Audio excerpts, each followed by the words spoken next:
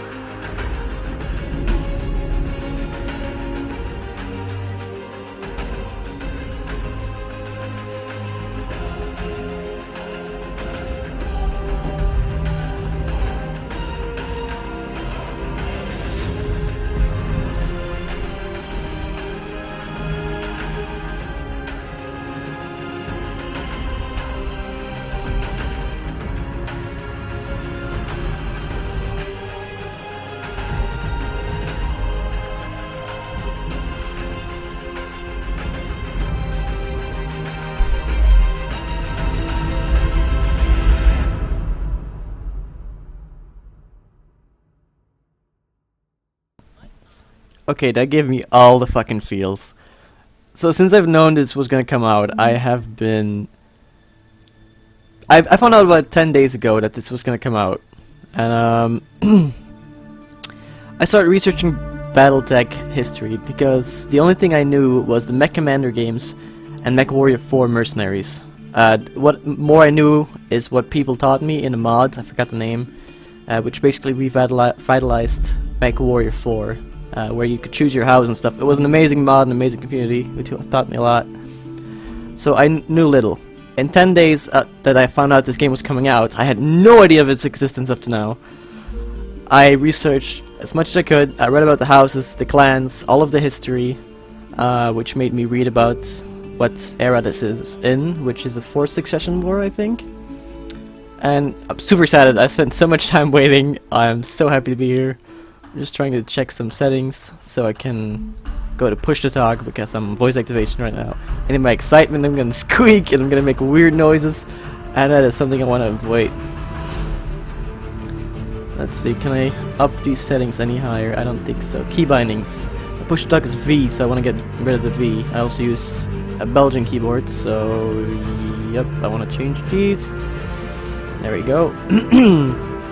Oh, I'm so freaking excited. I'm almost tearing up. I am ridiculously excited. I've seen a little gameplay of like explaining some mechanics, but nothing really. Hold on, what I'm gonna change this to. Speed taken? There we go. Just don't want to use the V as all. Oh, whoops. Alright, so I'm gonna go switch to push to talk. I'm very excited. I'll be back again in a second. Now, I will say in advance, I'm a bit hyped, so I will be talking fast. I'll be trying to keep an eye on it. I'm also in the mindset of what I've been reading, what I know about Mech Commander, because I used to be very into that game when I was a child. So I might be getting a lot of things wrong. My apologies in advance. I find it a bit odd to notice it's going to be turn-based and stuff like that, but we'll see where we go, right?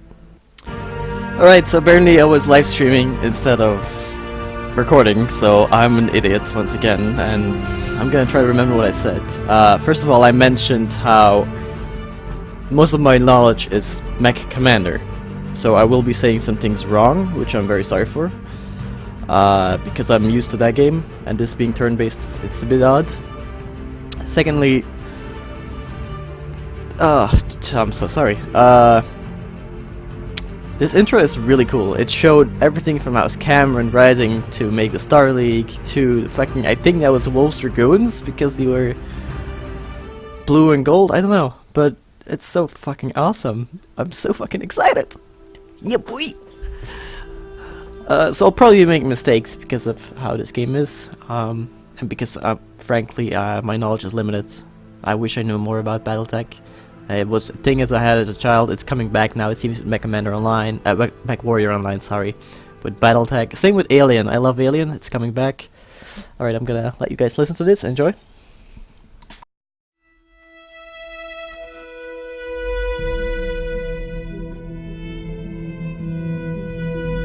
I am Kamea of House Arano, High Lady of the Aurigan Reach, Protector of Coromadir, and the Sword of Restoration.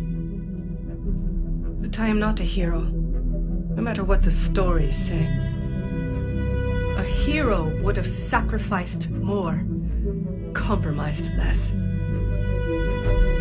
A hero would have done better. You know this, of course. You were there. My father used to tell me stories about the ancient times, about the Star League, a golden age of prosperity, upheld by the great mech warriors of old, guardians of the innocent, protectors of the peace. I always dreamed of following in their footsteps. I was too young to see the truth of things. After all, it wasn't heroism or a noble cause that won me the throne. It was hiring a mercenary, skilled enough, perhaps ruthless enough, to carry the day. Hiring you. I still don't know if you fought for honor or for the thrill of it, for belief in my cause, or just in my money. But whether it was your noble heart or mercenary mind, your actions gave us hope. That makes you a hero in the eyes of history. Whether you believe it, that's up to you.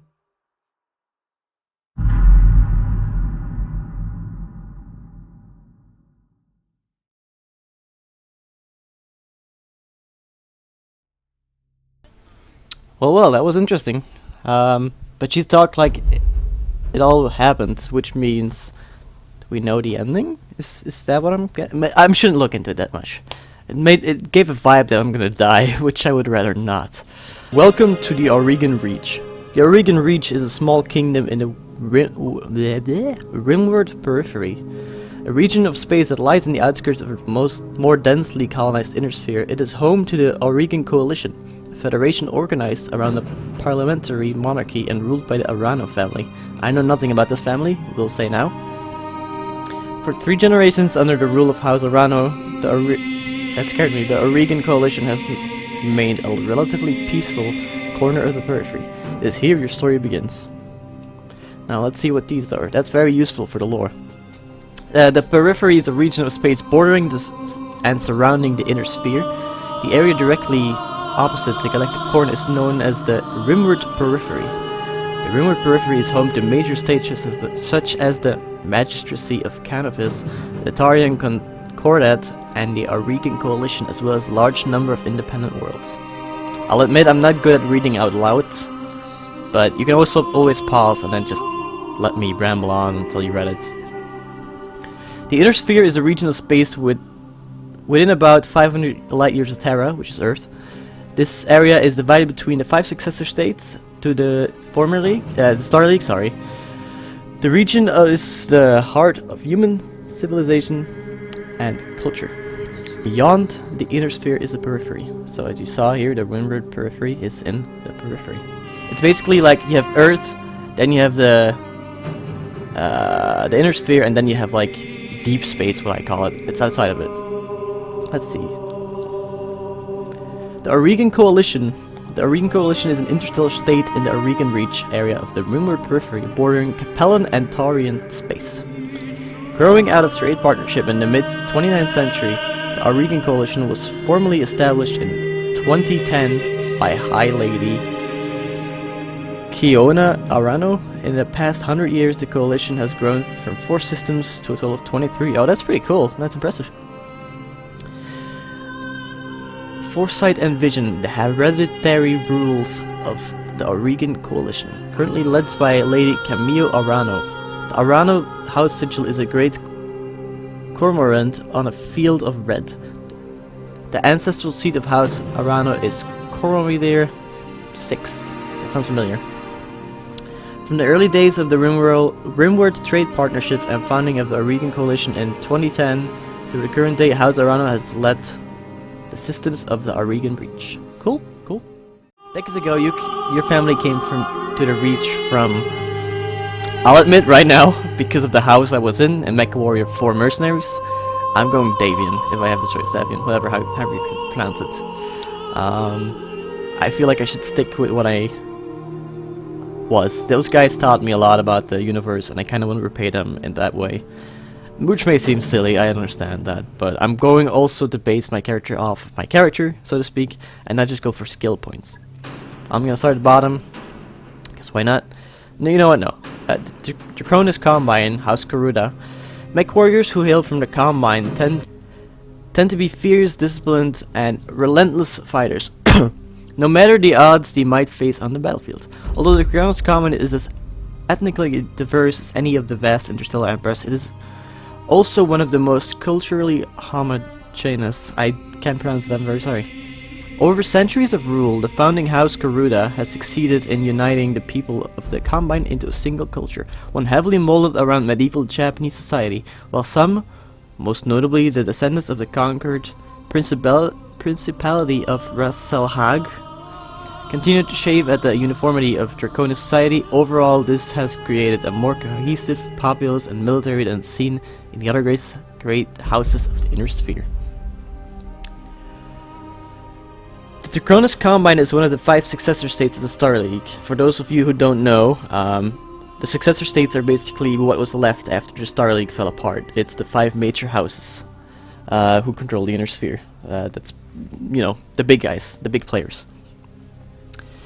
Located coreward and spinward of Terra, ruled by House Corrida, the Combine has always been aggressively expansionist. The head of the Combine was the first of the Council Lords to declare himself the new ruler of the collapsing Star League. Regularly in conflicts along its borders with all its neighbors, the Combine is a highly structured, militaristic society with rulership at the hands of the Coordinator, the Commander-in-Chief of the Draconis military. The Combine's culture is heavily influenced by the Japanese roots of the ruling family, despite the minority status of those with Japanese ancestry.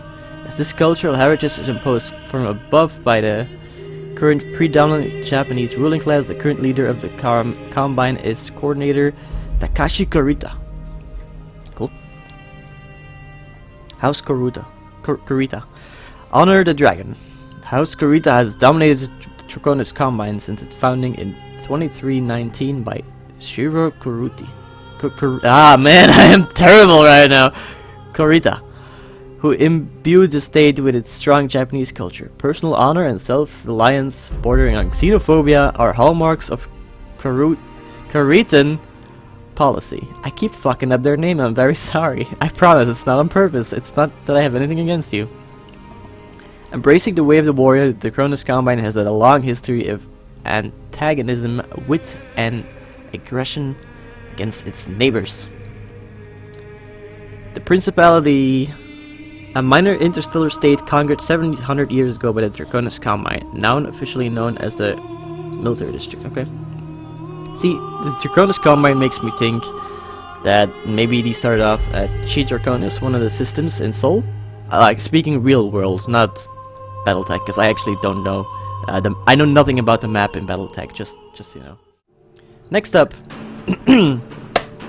the Free World League, House Merrick. Mech warriors who hail from the Free World League tend to be passionate, enduring fighters who value justice and equality above all else. The oldest and theoretically most democratic of the great successor states of the Inner Sphere, the Free Worlds League is actually a broad coalition of of many minor noble houses. For most of the League's history, it has been ruled under martial law by a captain general, who by tradition is always from House Merrick. The cultural diversity and relative independence of its component regions are at once its greatest strengths and its greatest weaknesses. I knew this because I read about the houses 2 days ago. Let's see. The Free Worlds League is one of the 5 successor states of the Star League, located rimwards and anti-spinwards of Terra. I don't know what that means. It's geography. I don't know, man. Ruled by House Merrick, the League was, with the Capellan Confederation, one of the original signatories of the treaties that would eventually form the Star League. After the fall of the Star League, the Free Worlds League granted broad control over its economy and government to the commander of its military, the Captain General. The League is known for being a powerful mercantile state, but the succession wars have nearly destroyed its economy. The current ruler of the League is Captain General Janos Merrick. Damn, man, I read so much past this history. Like, I read to the end of BATTLETECH. Well, as far as they've made it right now. I'm gonna keep this one last, because that's the one I'm gonna go with. Mech Warriors. Oh wait, did I miss anything here? House Merrick. Yep, sorry, I totally missed this. Did I read Successor States before? No, I did not. 5 great nations of the Inner Sphere are considered Successor States of the Star League. These are known as Successor States: the Federated Suns, the Draconis Combine, the Capellan Confederation, the Free Worlds League, and the Lyran Commonwealth, which we'll get to. Sorry, I did it again. House Merrick, we stand united. I like that. The Free Worlds League, by the oldest of all successor states, has been ruling by House Merrick. Has been long ruled by House Merrick. Oh my god. The League is an open, multicultural state consisting of many great and small realms loosely joined together. Politically fragile and frequently riven with instability, House Merrick has relied heavily on free trade and technological advancements to keep pace with its rivals. Cool. These guys are definitely the most like xenophile in my opinion, whereas Karuda or Lao, I can't say it, I would consider more of the bad guys. Well, not everybody's bad in BATTLETECH, except for maybe the Wolves Dragoons. Mech warriors who hail from the Lyran Commonwealth tend to be hardy, well-equipped, and well-trained, though they have also earned a reputation for not being particularly strategic thinkers on the battlefield. I did not know this. Wealth is the greatest strength of the merchant princes of the Lyran Commonwealth. Is it Lyran? I don't know, sorry. If I'm pronouncing it right, I'm very sorry, House Steiner. Despite a number of humiliating defeats in the first 2 succession wars, the Lyran Commonwealth has bound back thanks to the combined strength of its economy, the biggest of the great 5 successor states, and its control of the Inner Sphere's largest functioning BATTLETECH mech factories. What the Lyran Commonwealth may lack in military prowess, it makes up for with raw numbers and industrial scale. I am reading too much. I am flubbing all over. I am so sorry, but mute it and just read it. The Lyran Commonwealth is one of the 5 successor states of the Star League, located coreward and anti-spinward of Terra, ruled by House Steiner. The Commonwealth is the wealthiest of the 5, with an entrenched and powerful noble class. The focus on pedigree and prestige among the nobility has often resulted in less than brilliant officers being elevated to high command, to the detriment of the Commonwealth's military strength. Much of the Commonwealth's success comes from the vast resources located within its border. The current ruler of the Commonwealth is Katrina Steiner, notably for her peace proposal that, in allying the Commonwealth with the Federated Suns, effectively ended the 3rd succession war. I like Katrina Steiner. That's cool that we're in this era. Indomitable will. With many resource-rich worlds, shrewd business acumen, and a strong industrial base, the Lyran Commonwealth, under the stewardship of proudly Germanic House Steiner, prospered even during the worst of times. In spite of the destruction of the overall industrial output and average standard of living exceeded that of any other successor state.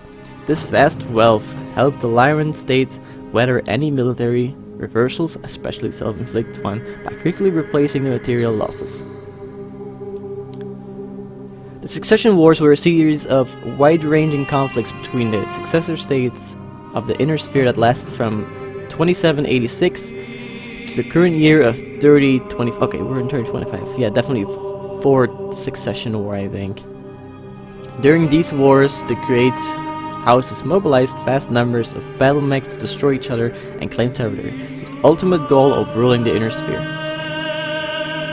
A notable consequence of these conflicts was a significant loss of advanced technology from prior Starlight era. So, because they kept fighting and losing so much, because everything dragged out, they lost so much tech. They even made some laws that forbid destroying certain buildings, like water purifying areas, I believe, because they didn't have the technology to make more. I might be wrong, but I believe that's what it is. Next up, the Capellan Confederation. I believe they lost a lot in the wars, if I read it right. It could be Karida, but I believe it's the Capellan Confederation. Mech warriors who hail from the Capellan Confederation are dedicated and steadfast combatants, capable of holding the line and often surprising those opponents who make the mistake of underestimating them. The Capellan Confederation has suffered the most at the hands of the other successor states over the last 2 centuries of war, having lost nearly half of the territory it once controlled at the height of the Star League's rule. Wow. Over time, the leadership of House Liao, I don't know, has transformed the Capellan Confederation into a socialist police state with a highly regulated economy. Most Capellans take great pride in their citizenship, which must be earned through service to the state. If I remember correctly, it's mostly Chinese and Russian influence to this one. It's pretty funny. I can perfectly read this name for once, but then I can't read the house name. I mean, the other ones it's usually the opposite. Like the Kronitz Combine, I just fucked it up, is easy, but then the house is difficult. The Free Worlds League is easy, and actually those are both. I'm just gonna read. The Capellan Confederation is one of the 5 successor states of the Star League, located rimward of Terra. Ruled by House Liao, the Confederation is the smallest and newest of the successor states and often the loser in conflicts against the other powers of the Inner Sphere. It is an authoritarian police state with philosophical origins in a text known as the Corvin Doctrine, which argues for total subservience of the individual to the state. Damn. I almost kinda like that. Don't ask. Citizens of the Confederation must earn their position and the benefits of citizenship through the service to the community. See, I like that. The current ruler of the Confederation is Chancellor a shrewd planner and master manipulator. Think we read this one right? No. From 2570 to 2780, the Star League was an interstellar council formed from the Terran hegemony, the 5 great houses of the Inner Sphere and the territorial states of the periphery. The stability and prosperity of the Star League led to the flourishing of civilization and technology. The Star League ended in civil war when the leader of the Rimworld's Republic, Stefan Amaris, murdered the First Lord in a bid to usurp his position. Stefan Amaris is a fucking douchebag who ruined the fucking galaxy. That's all I'm saying. House Liao, one vision. The Capellan Confederation is the smallest of the successor states and was the last to form. Created on Capella by neighboring states in 2366, House Liao gave the Confederation its Han Chinese character and ensured the survival of the realm through strong, if frequently erratic, rule. Popularity disparaged as a totalitarian police state. Many Capellan citizens enjoy a high degree of personal freedom and willingly serve the state in return for its generous service it provides. If it wasn't for Davian, I might go with this. The Magistry of Canopus. Mech warriors who hail from the Magistry of Canopus can run the gamut of skill and fighting styles, but they often favor clever and unorthodox tactics on the field. While smaller than the greater successor states of the Inner Sphere, the Magistry is one of the major powers of the Windward periphery. Excuse me. The Magistry is a matriarchal society led by a magistrix. This is an elected position open to any woman but largely controlled by House Centrella, due to the family's popularity. The Magistry supports an open society that ensures the personal liberty of all citizens and their right to live their lives to see fit. Sound like they could fit in with the Free Worlds League. Let's see. The Magistracy of Canopus is a large periphery state, located rimward and anti-spenward of Terra, just beyond the Free Worlds League. Founded explicitly as a matriarchy, the Magistracy is ruled by a Magistrix, a position open only to... Did I just read this? Independent since the fall of the Star League, the Magistracy has remained mostly untouched by the succession wars, except by the overall collapse of trade and travel. The Magistracy is famed for its social and cultural freedom, with no consensual behavior forbidden by law or custom. The current ruler of the Magistracy is the Magistrix Kayala Centrella. Sorry. Who harbors a deep grudge against the Inner Sphere and the world's Free Worlds League in particular. I guess. Okay, forget what I said earlier. Let's see. We've read all this. House Centrella.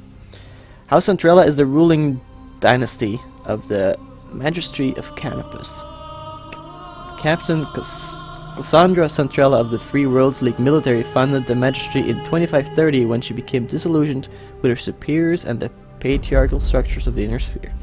The family enjoys immense popularity among Canopian citizens. Wait, patriarchal structure? But the houses have female rulers as well at times. It just depends. Yeah, I don't get that. Mech warriors who hail from the Tarian Concordates tend to be stubborn and aggressive. They can be quick to anger, but they are nonetheless skilled and perceptive combatants. Founded as a constitutional monarchy under the leadership of House Calderon, the Tarian is the strongest military power of the Rimworld periphery. It is also one of the oldest surviving realms of human civilization, having been formed long before the creation of the Star League. Ooh, that's cool. Tarian citizens enjoy extensive freedoms guaranteed by the Concordat Charter, and take pride in defending those freedoms through compulsory service. So a bit like the Federation, I guess. The Tarian Concordat has long had an antagonistic relationship with the Inner Sphere, particularly with the Federated Suns. That's not good. If I'm going Suns, let's see. The Tarian Concordat is one of the largest periphery states, located rimward of Terra, beyond the Federated Suns. Founded and ruled by a House Calderon, the Concordat prides itself on its independence, freedom, and stability. The Concordat is wealthy, well-educated, and well-armed for a periphery state. The Tarians defend their independence fiercely against the interstate sphere aggression. Particularly by the Federated Suns. I thought that was a period. They perceive House Davian's reputation as a protector of liberties as unwarranted and even hypocritical, which is kinda true, and they have a long history of conflict with the much larger successor state. The current ruler of the Concordat is Protector Thomas Calderon. Cool. Did we read this actually? Yes.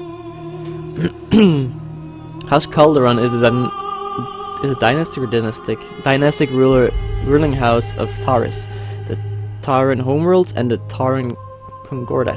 The line is descended from Samantha Calderon, who founded the first colony on Taurus in 2253. Damn, that's old. Members of House Calderon are considered fair, egalitarian, and pragmatic in their decisions. Oh, definitely cool. The Rimworld periphery. There is no way to characterize mech warriors hailing from the Rimworld periphery. They can be anything from petty thugs to ruthless tacticians to skilled and honorable warriors. The nations and minor noble houses of the Rimworld periphery have long played a role in shaping humanity. The Star League's downfall began in the periphery, eventually leading to the current tattered state of these disparate star systems on the edge of known space. The periphery is still the galaxy's frontier, where the great houses of the inner sphere play deadly politics. Petty bandit kingdoms thrive, and pirate bands prey on minor noble houses trying to survive in the hostile environment. The Deep Periphery. Mech warriors that hail from the Deep Periphery are rare, but even rarer is the mech warrior who will admit to such an origin. Beyond the outermost edges of the periphery lie depths of space that remain uncharted and unknown to most of human civilization. Little is known about these regions, but they are far from inhabited. The deeper periphery is littered with abandoned colonies and small outposts, isolated from the rest of humanity. After the fall of the Star League, General Alexander Kerensky, God bless his soul, led the remnants of the Star League defense force into the deep periphery, disappearing from the inner sphere and from court history. For those who don't know, this becomes the clans. I don't know if I read everything here. I did. The area of space just outside the inner sphere and the periphery is known as the deep periphery. The exact borders of this region are vaguely defined. Though not as thoroughly colonized as the periphery, the deep periphery is home to a number of interstellar states such as the Hanseatic League and the Chainlane Isles. We have read this. Born 27,000, disappeared 2784. As a regent and protector of the Star League and commanding general of the Star League Defense Force, Kerensky was the highest ranking military officer of the Inner Sphere. Following his successful conclusion of the Amaris Civil War, you know, that cunt who destroyed everything, Kerensky withdrew from the Inner Sphere with 80% of the SLDF's personnel and assets, never to be seen again. This action left the Inner Sphere defenseless and precipitated the First Succession War. The Star League Defense Force SLDF was the largest military force in human history, with over 100 million soldiers serving in 486 divisions at its peak. The SLDF suffered horrific losses opposing Stefan Amaris in the Amaris Civil War. Fuck Amaris, I say it again. Now, last but definitely not least, mech warriors who hail from the Federated Suns tend to possess more finely honed skills and better equipment than their counterparts from other regions of space. They often see themselves as righteous warriors and champions of liberty, sometimes to a fault. Though nearly extinguished by the Draconis Combine in the First Succession War, the Federated Suns, a constitutional monarchy ruled by the renowned House Davion, has become arguably the most powerful of the 5 great successor states. Through skillful military campaigns and such subtle diplomacy, House Davion has significantly increased the number of star systems under its control in the last 2 centuries. Now, generally, I think most people like to go for the underdog. I don't like being part of a big nation. Maybe because I'm from a small nation myself. But, as I've explained before, MechWarrior 4, the mods, I forgot its name. I was House Davion. They raised me. He taught me things. I am House Davion. Let's see. The Federated Suns is one of the 5 successor states of the Star League, located rimward and spinward of Terra. Ruled by House Davion, the Federation is the most powerful of the 5. And the people of the Federation pride themselves on their self-proclaimed role as defenders of justice and liberty. The Federation is quite capable of ruthless, decisive action, though, and its idealism readily gives way to pragmatism when called for. The current ruler of the Federation, Prince Hans Davion, is an experienced and unconventional military commander. The Federation's alliance with the Lyran Commonwealth effectively ended the Third Succession War. I don't know if it's Davion or Davion. I'm very sorry. I should know this. First Succession War, did we read this? A brutal conflict that ravaged the Inner Sphere from the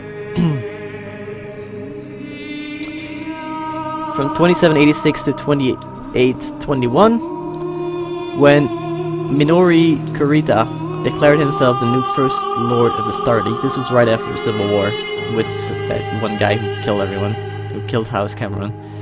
Leaders of the other great houses followed suit, becoming known as the Successor Lords. The First Succession War is notable for the devastating effect it had on the infrastructure and technology base, which I mentioned with the, destroying the technology and stuff. Much of what was lost had not been regained in the intervening centuries. By Freedom's sword, from the capital world of New Avalon, the Davion family led the Federated Suns to become one of the largest and most military powerful states in the Inner Sphere. The Federated Sons' motto, "By Freedom's Sword," illustrates their self-image as a nation, the champion of freedom, democracy, and human rights, although the reality is not so clear-cut. In addition to being a military power, the Federated Sons is home to the New Avalon Institute for Science, the premier research and development center of the 31st century. Now that we've read everything, we're gonna get in there, and we're gonna continue. You are of noble birth. Yes, I am. Though immigrants to the Oregon Reach... I lowered my volume a little bit, sorry, maybe that's better. Though immigrants to the Oregon Reach, your family soon established a comfortable presence in a small backwater system on the edge of the Oregon space. By the time you were born, your family had become the de facto ruling nobility of the system's only inhabited planet. You were the oldest child, inherited the family's titles and ancestral battle mech. An old blackjack, I don't think I know a blackjack, BJ-1. This is where you met Raju Mastiff Montgomery, a veteran of the Succession Wars, whom your parents hired on first season to train you as a mech warrior. Raju was a strict but capable teacher, and he quickly became a skilled pilot under his tutelage. It was an uneventful life. Commonly abbreviated as mech, battle mechs are enormous armored fighting vehicles, often humanoid in design, that can weigh up to 100 tons. They are considered the most powerful and deadly surface units a military force can field. Mechs are classified as light, 20 to 35 tons, medium, 40 to 55 tons, heavy, 60 to 75 tons, or assault, 80 plus tons, because of their incredible power requirements. Many mechs generate ferocious amounts of waste heat, making battle mech cockpits sweltering hot and sometimes threatening to cause a complete system shutdown. Yeah, I think we've all been there. Now, I thought that was also super heavy, and which came up after assault, and super light mechs, but I guess they're just classified in the assault and light category. I'm not sure. Let's see, the blackjack is equipped for both long and close range engagements. Okay, cool. A pair of ACs, which is autocannons, I believe. It's backed up by 4 medium lasers. Oh wow, 4. Letting the mech a powerful alpha strike. While jump jets, and it has jump jets too. That thing has to have shitty fucking heat management. Anyway, jump jets enable the blackjack to move to high ground at a moment's notice. That is really cool. That sounds like a glass cannon. Or it just has shitty heat. Raju, a battle-scarred mech warrior with nearly 40 years of combat experience. In addition to mercenary work, Mastiff has served as a master-at-arms for a number of noble houses, training their scions in the arts of war. The latest, Camilla Orano and Victoria Espinoza, have both benefited from this training. Cool. Mech warriors, or mech pilots. Someone who pilots a battle mech is called a mech warrior. They typically serve in the armies of successor states or in mercenary units. During the Succession Wars, many mech warriors owned their own mechs and passed them down through generations as family heirlooms. Okay.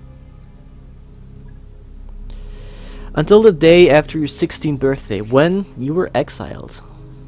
I'm not gonna read these because I don't think. Well, actually, I could read the top bit.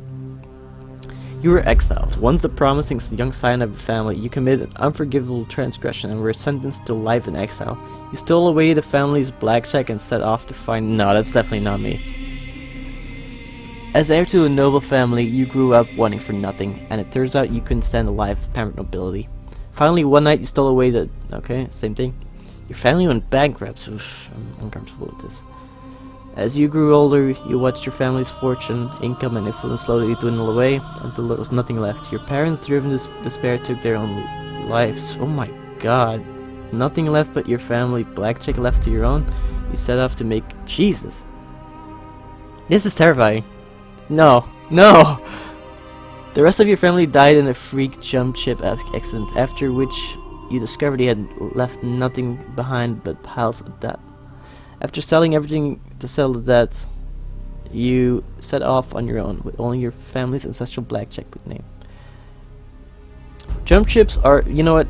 Yeah, I'll read it. Jump ships are space-going vessels capable of faster-than-light travel, using massive Kimi Fushida drives to instantaneously jump from one planetary system to another.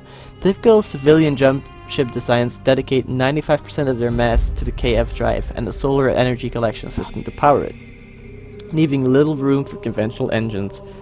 Consequently, these ships are only seen at jump points beyond each star's gravitational proximity limit. Commercial interstellar travel involves riding a dropship from planet to jump point, docking the dropship to a jump ship for transfer to a new system, and then riding the dropship back down to the destinated planet.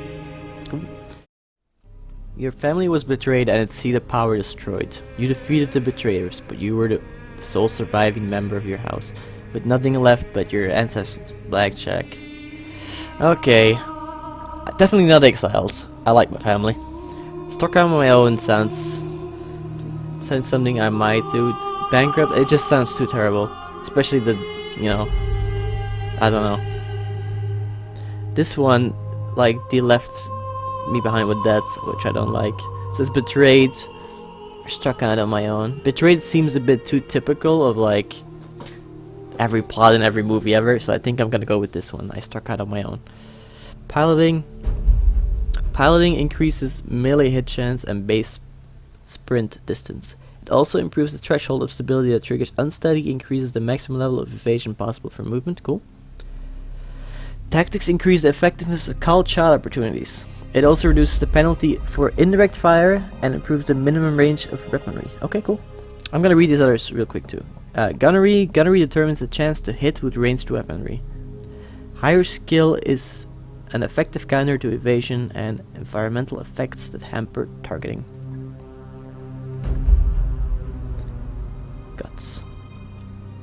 Guts improve the maximum health of mech war. Oh, they can die as well, like in other games. I don't like that. It also reduces the penalty from weapon recoil and increases the threshold of heat that triggers overheated. Okay, we struck on our own.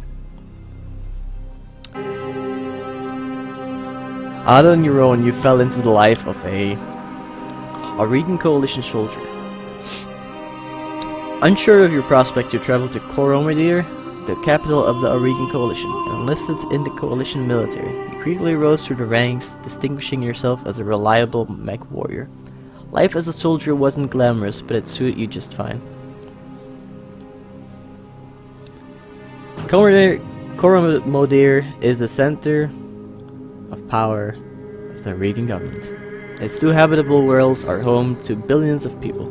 At the heart of Coromadir 6 is the vast Tarian fortress that serves as capital and last bastion of defense. Both House Arano and House Espinosa consider Coromadir their ancestral home. I think we read this one. Yes. You fell into the life of a frontier pilot? Yeah. No, I'm not a scumbag, I'm sorry. No offense.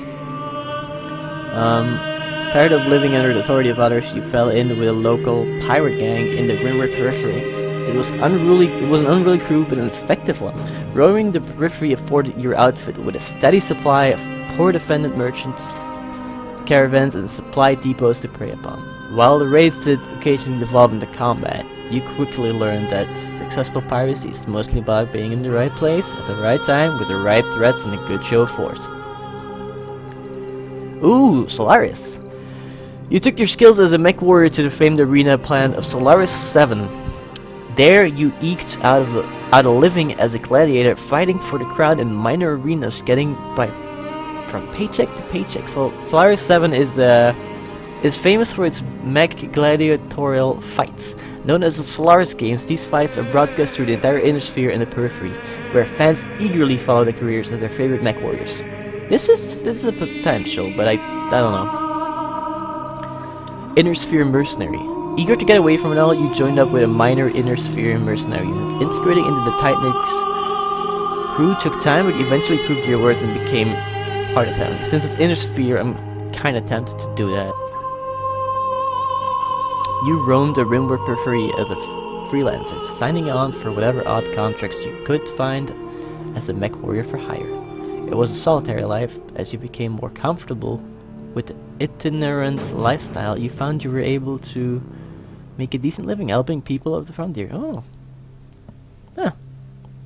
Helping people I like the sound of helping. You signed on as a guard for small trading guilds, providing security as the guild's caravan made trading runs between the inner sphere and the periphery. It was largely uneventful life, but you were able to put your mech warrior skills to use to good use in the occasional scuffle with pirates and uncooperative local governments. Okay, so it's gonna be between a gladiator. Well, it's not gonna be pirate. Let's say that. I'm tempted to go merchant guard. I can see. Yeah, it just fits me, my character, the most. Until years later, you cross paths with Raju Mastiff Montgomery once again.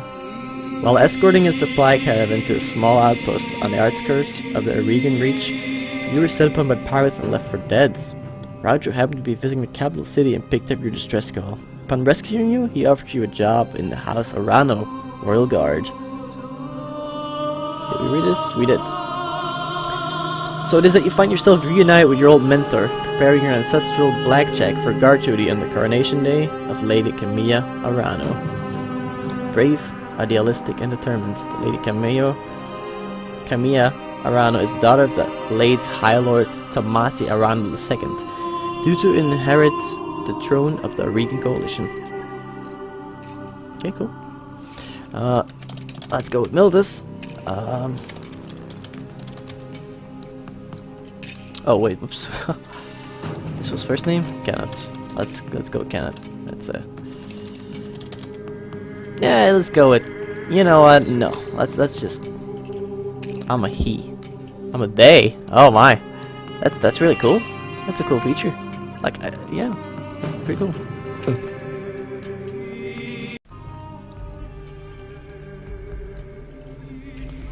Oh wow, that's so many options for freaking. Wait, am I?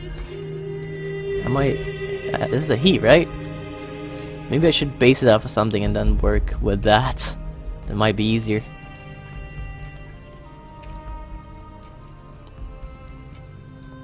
Yeah, I'll just do it like that and then customize it. What is the makeup? Ooh, that's pretty cool actually. You can like. I hope you can customize your own crew as well. That would be really sweet. Alright, no makeup. Let's see, tattoos. What are the tattoos options? Is there tattoo colors as well? No.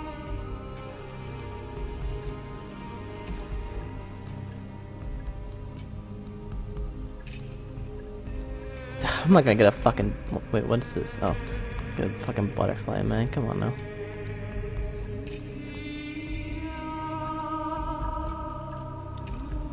You know what? That's not half bad.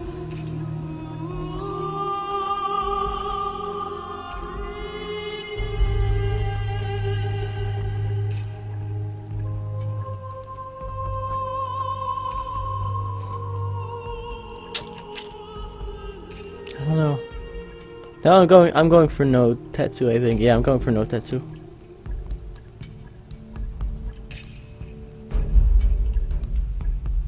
You could zoom in a bit. Oh, it's not bad. Step 13, let's remember that.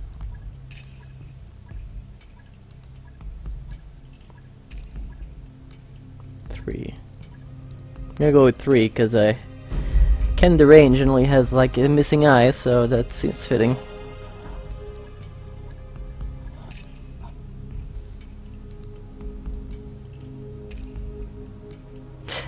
The face is not changing though. I wonder. Do I really have to choose a predetermined face? Because I can choose skill control stuff. I don't know. Now let's see hair color while I'm at it to dark hair, dark brown. Baby. Put up dark brown as well.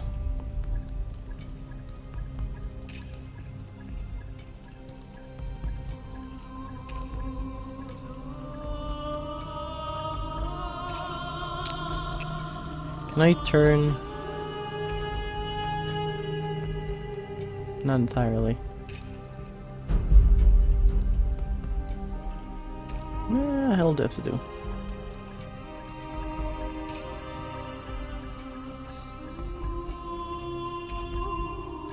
The hair looks a bit weird though. It just looks like he has a man bun with this. I don't want a man bun. 17 though, that's an option. You know what? Fuck it. I'm just going with this. Not really too fitting for me, but whatever.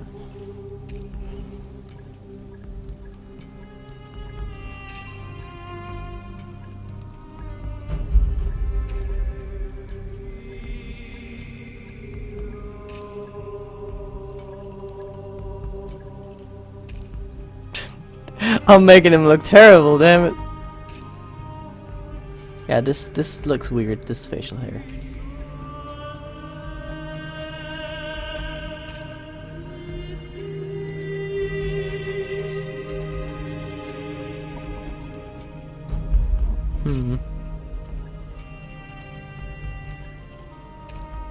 You know what? I'm just doing an expression.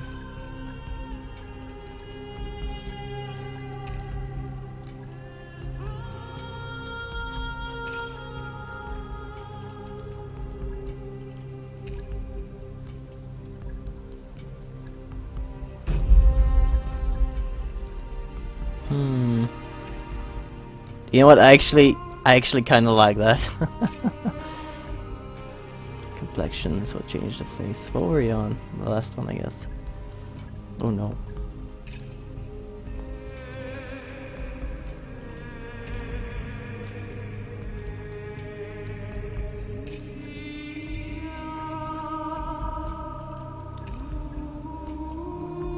That's too smooth. Ah, it looks weird though, doesn't it?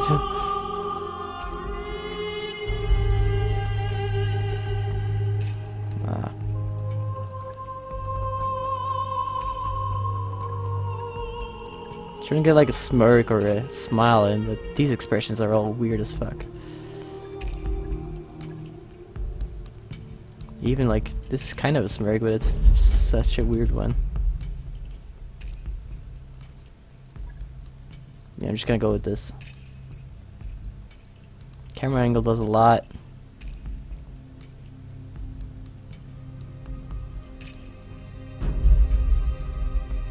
It'll have to do.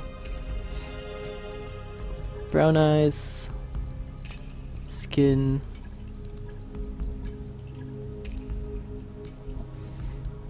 Yeah, that.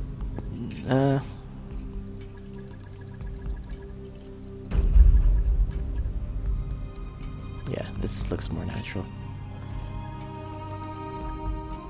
Oh God, no.